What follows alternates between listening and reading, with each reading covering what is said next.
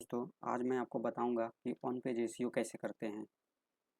और मैंने अपनी वेबसाइट्स पर ऑन पेज एसईओ करके कितना ट्रैफिक और रैंकिंग में इम्प्रूवमेंट लाया है। तो चलिए मैं आपको अपने स्क्रीन पे लेके चलता हूँ। आप यहाँ देख सकते हैं कि मेरे वेबसाइट्स पे कितना ट्रैफिक अभी इम्प्रूव हो रहा है और पहले कितना ट्रैफिक था। आपको ग्राफ से पता लग रहा होगा। ठीक है, तो मैं आपको वो पॉइंटर्स बताना चाहता हूँ जो मैंने अपने वेबसाइट्स पे चेंजेज किया है। चलिए हम वीडियो को स्टार्ट करते हैं और आपको पॉइंटर्स पे ले चलते हैं। On page SEO analysis points. First है यूआरएल ऑप्टिमाइजेशन। दोस्तों, यूआरएल ऑप्टिमाइजेशन क्या होता है? चलिए मैं आपको बताता हूँ कि यूआरएल ऑप्टिमाइजेशन क्या होता है और क्या क्या चीज़ें हमें ध्यान देने योग्य होते हैं यूआरएल ऑप्टिमाइजेशन में। गूगल पे मैं सर्च किया एसईओ कंपनी दिल्ली। अब आप देख सकते हैं बहुत सारी साइट्स एसईआरपी पे रैंक कर रही है। मैंने ये वाली सेकंड वाली साइट्स ओपन किया। अब देखिए मैंने सर्च किया है एसयू कंपनी दिल्ली। अब आप यहाँ पे देखिए एसयू कंपनी इन दिल्ली, मतलब यूआरएल में हमारा प्राइमरी कीवर्ड आ रहा है, तो इसको बोलते हैं हम यूआरएल ऑप्टिमाइजेशन। कि हमारा प्राइमरी कीवर्ड अगर आ रहा है यूआरएल में तो हमारा प्रॉपर एसईओ फ्रेंडली यूआरएल है। यूआरएल मतलब ऑप्टिमाइजेशन है, एसईओ के लिए गुड है। ठीक है दोस्तों, तो आप समझ गए होंगे कि यूआरएल ऑप्टिमाइजेशन क्या होता है। सेकंड है हेडिंग। H1 मतलब H1 टैग क्या होता है, तो चलिए मैं बताता हूँ H1। तो H1 टैग बहुत सारे आपको एक्सटेंशन मिल जाते हैं। गूगल क्रोम पे देखेंगे कि क्या एक्सटेंशन है हमारे। तो अब हमारा H1 है बेस्ट एसईओ सर्विस कंपनी इन दिल्ली एनसीआर। अब इसमें हमारा एसईओ सर्विस कंपनी इन दिल्ली, मतलब हमारा H1 में प्राइमरी कीवर्ड आ रहा है दोस्तों। ठीक है, अब नेक्स्ट है हमारा हेडिंग स्ट्रक्चर। तो दोस्तों हेडिंग स्ट्रक्चर क्या होता है? हेडिंग स्ट्रक्चर आप बहुत सारे एक्सटेंशन और टूल से देख सकते हैं कि आपके वेबसाइट का हेडिंग स्ट्रक्चर कैसा है, प्रॉपर है या नहीं है।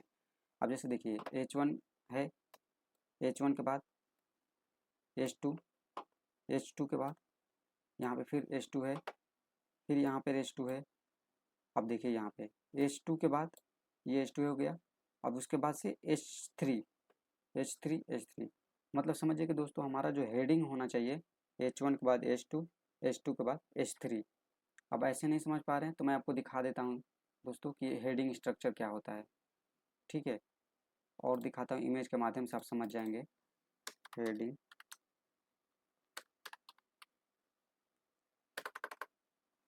Heading structure in SEO. यहाँ पे आप इमेज के माध्यम से मैं दिखाता हूँ आपको। अब देखिए दोस्तों,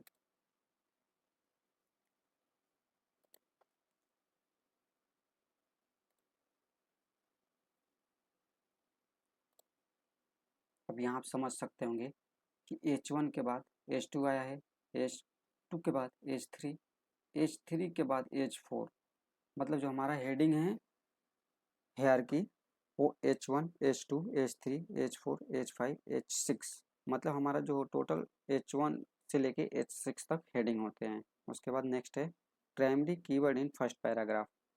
तो अब देखते हैं कि हमारा कीवर्ड था एसईओ कंपनी इन दिल्ली। तो अब हमारा फर्स्ट पैराग्राफ ये है। तो फर्स्ट पैराग्राफ में देखिए एसईओ कंपनी इन दिल्ली, ये आ रहा हमारा कीवर्ड, तो मतलब ये भी हमारे एसईओ के लिए गुड है। ठीक है, नेक्स्ट है पेज स्पीड। दोस्तों एसईओ के लिए और पेज स्पीड होना बहुत ज़रूरी है। मान लीजिए आप एक यूज़र है, आपने कोई कीवर्ड सर्च किया और वेबसाइट ओपन किया। अगर मान लीजिए वेबसाइट ओपन होने में, लोड होने में टाइम ले रही है तो आप खुद ही उसको स्किप कर देंगे। तो क्या होता है कि आपकी इम्पैक्ट पड़ता है एसईओ पे। तो एसईओ में समझिए कि वेबसाइट का स्पीड बहुत ज़रूरी होता है ताकि यूज़र आए और मतलब आपकी वेबसाइट्स ओपन करे और 2 से 3 सेकंड में आपकी वेबसाइट्स ओपन हो जाए। ठीक है, तो आपको स्पीड कैसे चेक करेंगे कि आपकी वेबसाइट का स्पीड कितना है? तो आप देख सकते हैं यहाँ पे गूगल पे सर्च कीजिए website speed test. First website आ रही है पेज स्पीड, इस पर आप ओपन करेंगे, यहाँ URL पेस्ट करेंगे। थोड़ा समय लगता है, हमें वेट करना होगा। आप देखिए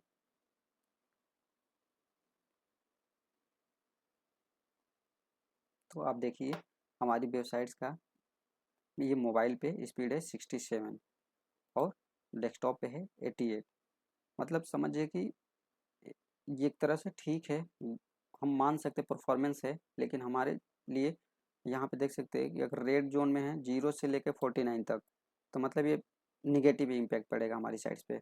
अगर 50 से 89 तक है तो समझिए कि परफॉर्मेंस है साइट्स का जो रैंक कर सकती है, ठीक है। और 90 से 100 मतलब समझिए कि गुड, ओपन करने पे ही वेबसाइट एकदम फास्ट लोड होगी। तो हम जितना अधिक से अधिक मतलब कोशिश करेंगे कि हमारी वेबसाइट का लोडिंग हो, फास्ट लोड हो वेबसाइट्स, ठीक है दोस्तों। नेक्स्ट है ऐड LSI इन कंटेंट। अब LSI क्या होता है मैं आपको बता देता हूँ।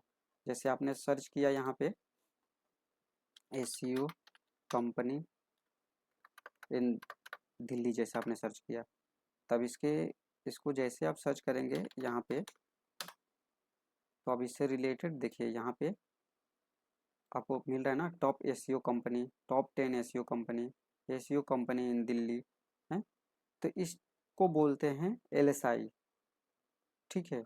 ये हमारे पेज में होना ज़रूरी है, कंटेंट में होना ज़रूरी है, ठीक है। तो आप देख सकते हैं कि LSI उन्होंने यूज किया है या नहीं किया है। तो आप देख सकते हैं SEO service in Delhi use किए हैं, ठीक है दोस्तों। तो हम LSI कीवर्ड को भी अपने वेबसाइट्स में पेज में ऑप्टिमाइज करते टाइम यूज करना चाहिए, ठीक है। नेक्स्ट है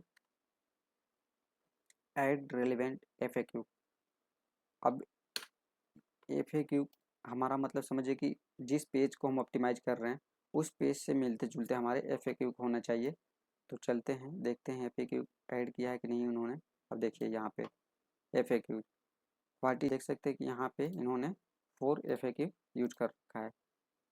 तो हमें देखना होगा कि हमारे पेज पे FAQ है या नहीं है। तो अब सीखिए हम अपने पे ऐड करेंगे। नेक्स्ट है ऐड रेलिवेंट स्कीमा। अब दोस्तों यहाँ पे स्कीमा की बात हो रही है, तो हमें थोड़ा सा सोचना चाहिए कि हम किसके लिए यूज कर रहे हैं स्कीमा। यहाँ पे ये मैं जो अभी आपको साइट्स दिखा रहा हूँ जो पेन मेरी स्क्रीन पे दिख रही है, ये सर्विस वेबसाइट्स है। कुछ लोग होते हैं जैसे ब्लॉगिंग करते हैं, तो ये सर्विस है, तो हम इसके लिए कौन कौन से स्कीमा यूज कर सकते हैं। मान लीजिए हम इस पे वेब पेज स्कीमा यूज कर सकते हैं, FAQ की स्कीमा यूज कर सकते हैं।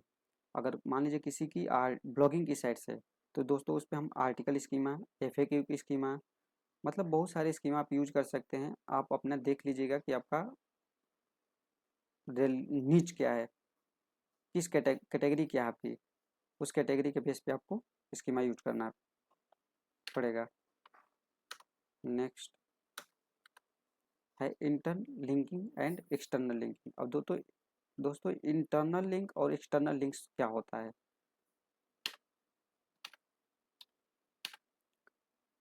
तो इंटरनल लिंक और एक्सटर्नल लिंक, अब जैसे मैं आपको दिखाना चाहता हूँ, इंटरनल लिंक आपको दिखाना चाहता हूँ। जैसे एग्जांपल मान लीजिए इन्होंने क्वेरी बटन पे अपने लगा दिया है कि क्वेरी नाउ पे इन्होंने लगाया है कि जैसे अपने ही पेज का लिंक अपने पेज पे जोड़ना, उसको बोलते हैं इंटरनल लिंक।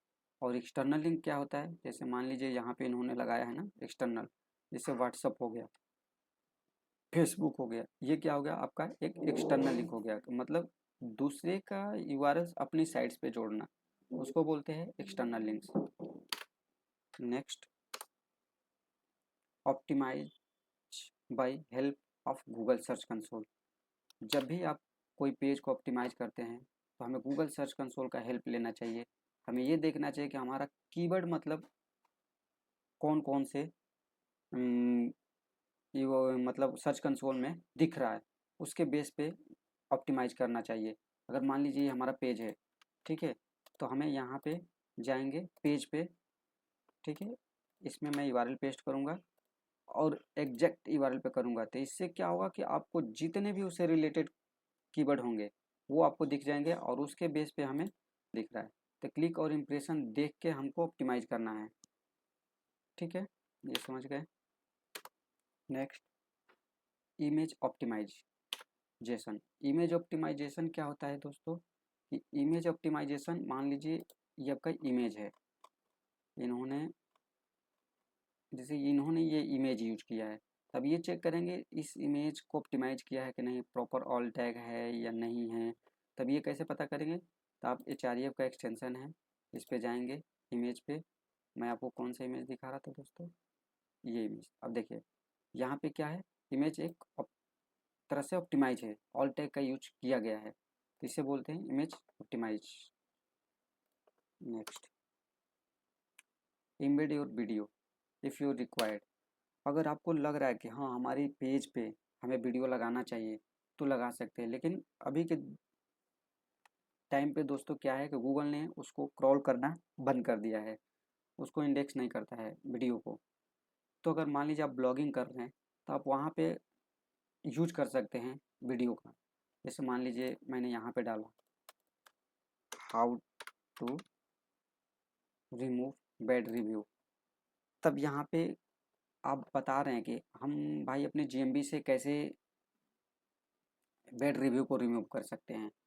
तो आप क्या कर सकते हैं, वहाँ पे एक वीडियो लगा सकते हैं, यूजर्स के लिए हेल्प हो सकता है, लेकिन क्रॉलर उसको क्रॉल नहीं करेगा। तो यूजर वीडियो को देख के पता लगा सकता है कि हाँ भाई हमें कैसे कैसे चीज़ें को फॉलो करना है ताकि हमारा बैड रिव्यू रिमूव हो जाए।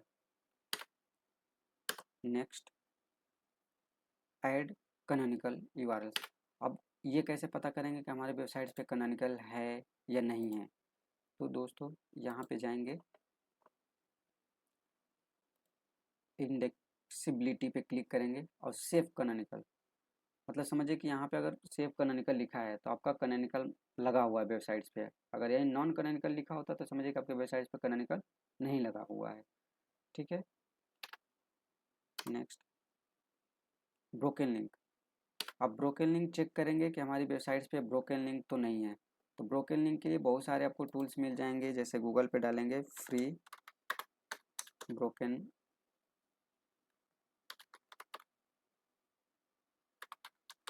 Link checker. अब ये डालेंगे, जो फर्स्ट वेबसाइट्स आ रही है इस पर आप क्लिक करेंगे और अपने दोस्तों मैं आपको ये बताना देना चाहता हूँ कि अगर आप मेन वेबसाइट का URL यहाँ पे डोमेन अपना डाल दिया तो समझिए कि आपके पूरे ऑल ओवर वेबसाइट्स पे जितने भी ब्रोकन लिंक्स होंगे सब आ जाएंगे। ठीक है, तो आप यहाँ से फाइंड ब्रोकन लिंक्स पे क्लिक करेंगे, कैप्चा फिल करेंगे यहाँ पे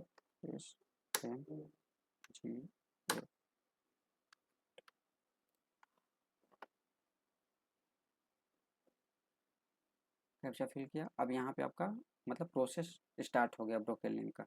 ठीक है, तो जो ब्रोकन लिंक होगा वो लिस्ट यहाँ पे आ जाएगा। नेक्स्ट है आपका मेटा टाइटल एंड डिस्क्रिप्शन। अब मेटा टाइटल एंड डिस्क्रिप्शन तो हम चेक करेंगे। अब ये कैसे चेक करेंगे, अब मान लीजिए यहाँ पे बहुत सारे एक्सटेंशन है तो इससे हम चेक कर लेंगे कि भाई हमारे में मेटा टाइटल है या नहीं है। अभी देखिए Meta title and Meta description मतलब ओके है। मेटा टाइटल हमारा 55 से 60 होना चाहिए, मेटा डिस्क्रिप्शन 150 से 160 होना चाहिए। ठीक है, मुझे उम्मीद है कि ये वीडियो आपको पसंद आया होगा, तो कृपया लाइक शेयर एंड सब्सक्राइब करना ना भूलें। थैंक्स।